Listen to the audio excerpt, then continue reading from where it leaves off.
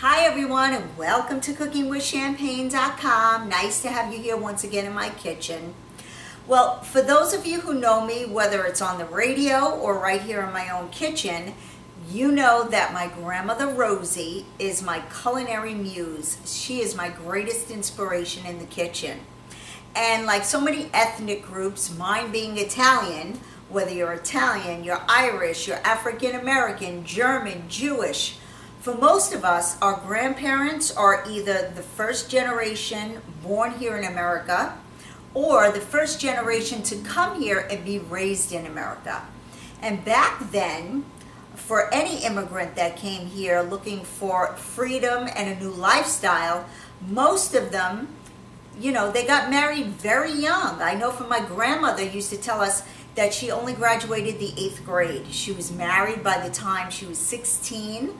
She had 5 children. One passed away when it was an infant. So back then, they weren't highly educated, but they were very creative. They had to be. They were young. They had many children. They were laborers. Whatever ethnic group you're talking about, they labored. That was their thing. And so they had to make whatever money they made, they had to make it stretch. And with all those children, they had to be creative. So today I'm going to show you one of the meals my grandmother used to make, and it's one of the meals that you'll find in the Italian ethnic background. It's called potatoes and eggs. It's an omelet that's about this thick, and my grandmother used to make it whether on a Friday or a Monday, and she used to pair it with a nice big salad and some crunchy Italian bread. Boy, that was heaven on a plate. So it's kind of like a peasant meal, and every ethnic background has their own creative, recipes that they would make to make the dollar stretch, to make the budget stretch. So this is one that my grandmother used to make back in the day, and boy, it was so delicious that I would love to share it with you. And if you go into any Italian salameria, no matter where you are, you'll either find potatoes and egg omelet or peppers and egg omelet. My grandmother, if she had peppers and some potatoes, she'd mix it all together. But the thing was, the omelet was so thick, and you can make a meal out of it. So, welcome to cookingwithchampagne.com. Let's get in the kitchen and start. Grandmother used to make this delicious, really thick potato and egg omelet. And if she had some leftover pepper, she'd throw it in, leftover tomato, she would slice off the flesh, cut it up and throw it in. So I had some leftover peppers, and I'm going to use them like she did. And I had a little bit of tomato. I have a large onion right here that I just cut up in medium dice. And you just want to make sure that you make them all like the same size. Right here I have 2 cartons of large eggs because it used to be nice and thick. And I have some fresh basil, a handful that I just washed off, and it's waiting for us. So in this pan right here, I have it on very, very low. I'm going to put it on kind of medium, and I want to drizzle this with some olive oil because we are going to sweat our onions and our peppers. The tomato I'm going to put inside of the eggs there and mix it up with the eggs. So right here I have some olive oil. You just drizzle the bottom of the pan, maybe 3 tablespoons. You can get all of the measurements, cookingwithchampagne.com, okay? So make sure you log on for that. And all I want to do is get these onions into my pan with the peppers, and we want to sweat these. I'm going to turn it up a little bit higher. And I'm also going to put in 1 tablespoon of butter and let that melt. And I'm going to add some salt to this to help to draw out the moisture, like we do in almost every cooking show that we do. A little bit of pepper will do too. And all we want to do is let this become nice and soft.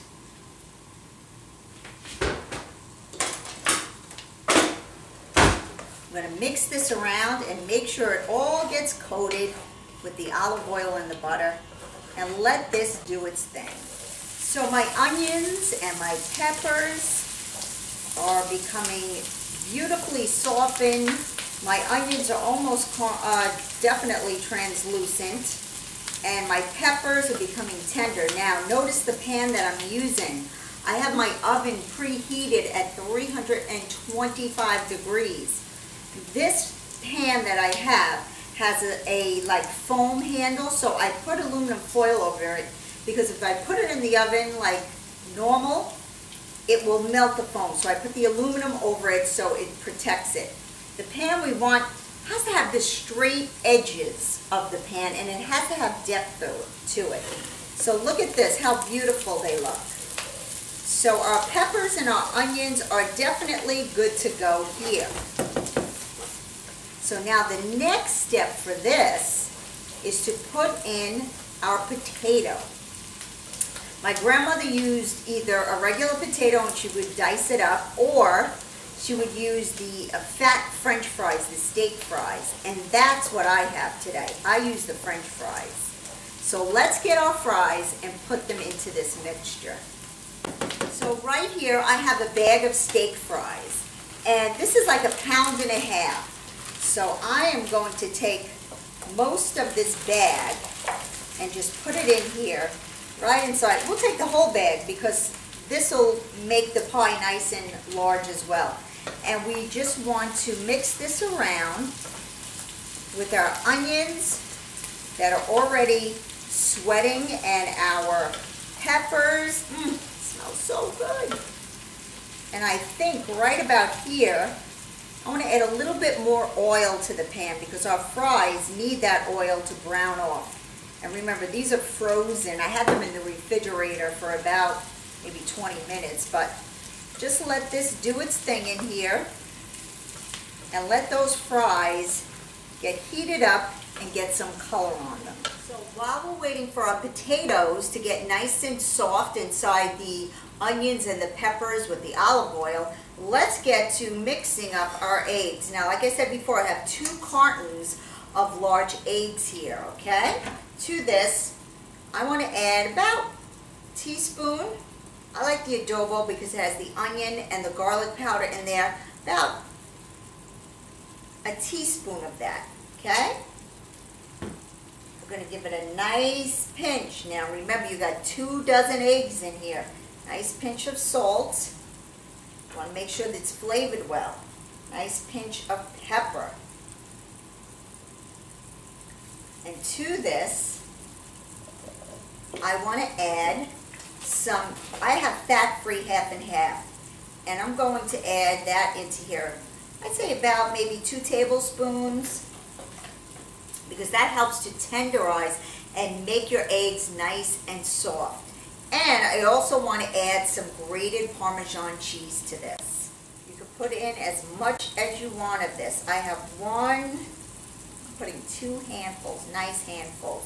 My grandmother's always taste nice and cheesy. And all you want to do with your whisk is just break those yolks and mix this all up. My potatoes and my onions, and I put in the peppers. They look beautiful. There's a little caramelization going on those potatoes, and that's what you want too. They cook in here for a good like 10 minutes on medium heat. And if you feel that there's not enough oil in the pan to let the potatoes do their thing, then definitely drizzle in more olive oil. So right here, I have my eggs. After I made sure that all my eggs were mixed, I put in a little bit of water, and I just ripped up the basil like my grandmother used to do and threw it in. And this is what we have here. So all our eggs are mixed. Now, to this, my grandmother always used to, before she put the eggs in, add more olive oil, because remember, this has to go in the oven. So you want to give this a nice liberal dose of olive oil because you don't want it to stick. And I want to take some of my spray and spray the sides because I don't want my egg to stick to the side of the pan. Now I want to lower this to low because I don't want my eggs to instantly burn and scramble as soon as they get in. So I'm putting it on low heat right now. And I'm going to take this, and this goes right in to our mixture. Just mix it up and make sure that the egg would incorporate with the potato and the onion and the pepper. And so just mix it around a little bit and make sure everything on the bottom of the pan is incorporated into your egg.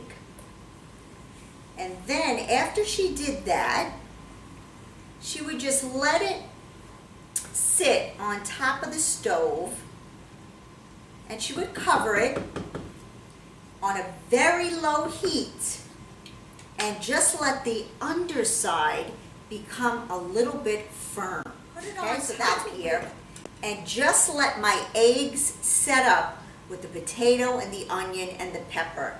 And in a few minutes we'll come back and we'll look at it, see if the sides are forming. But the most important part about this is keeping it on low, because I don't want the underside to become black or brown really fast, because then your eggs will be tough. So put it on low, cover it up, and in a few minutes we'll come back and we'll look at it. This has been sitting on top of the stove now for about 10-12 minutes, and I'm running my spatula along the side just to see if the sides are firm. And they have a nice consistency to them. Now remember, this was on very low heat because I don't want the underside to burn. Put it down as low as you can. And you just want to run your rubber spatula. I'm not using a knife because this is a Teflon coated pan. I don't want to scratch it. But use something to go along the sides and just make sure, as you can see, that this is perfect. It's been cooking low and slow. Now, my grandmother, she used to cook the whole thing on top of the stove. She used to let this set until she saw the middle was good, and then she used to put a plate on top, flip it over, and then slide it back in and do the underside again. But for me, it's easier if we just leave it this way. So here's my piece of aluminum. I'm just going to lay this on the top just like this. I don't want it to be snug. And I'm going to take this, put it in my 350 oven, and in 10 minutes, we'll check it. This looks, look at it, how beautiful it is. This looks perfect. So I just want to test the center to see if it's comes out clean. This is good to go. So I'm just going to let this rest here on the stove top. I'm going to take my loaf of Italian bread, I'm going to wrap it in some aluminum foil, and I'm going to put it in the oven to toast away. I already made my salad, and then when we come back, we'll put it all together. So now I'm going to take my large plate and slide that right on the top. Now be careful because this is a hot pan. You really have to be careful with this. So slide this right on top. Okay, and then all we do is, with your hands and use your muscles, flip that over. This is what your potato and egg omelet pie should look like. For me, it never quite looks like what Grandma made, but it's close enough. So just remember to keep your pan on low when you start it, because you don't want it to burn. Keep it well greased, and then when it's in the oven, make sure you check it in intervals because every oven is different.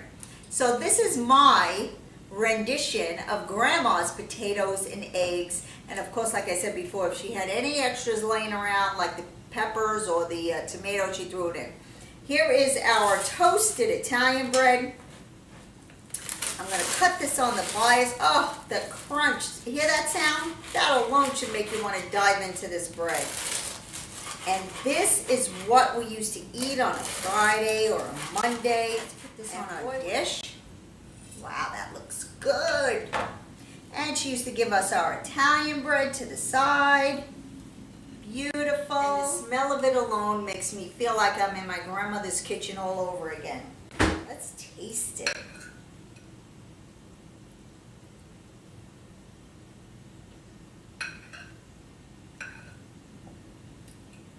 It's really good. I mean, it may not be as high as Grandma used to make it. How did she get it that high? I often wonder. But Let me tell you, this is a hearty meal because it has your egg protein, your potato, your onion in there. It has your delicious peppers, if you have them. If not, the potato and egg and the onion are good enough. You have your delicious Italian bread, your salad. This is what they used to do to stretch their budget, to make great meals, and use their creativity to feed the family. When people are losing their jobs, like me and like you, and we can't find anything anywhere, you really have to learn how to be creative and stretch your budget. So no matter what ethnic background, get in the kitchen, be creative, create a meal for your family, and I'm telling you, they will love you for it. Here's a champagne toast to good eating, a champagne toast to you out there to be creative and cook for your family. Download the recipe, cookingwithchampagne.com. So much champagne toast to good eating.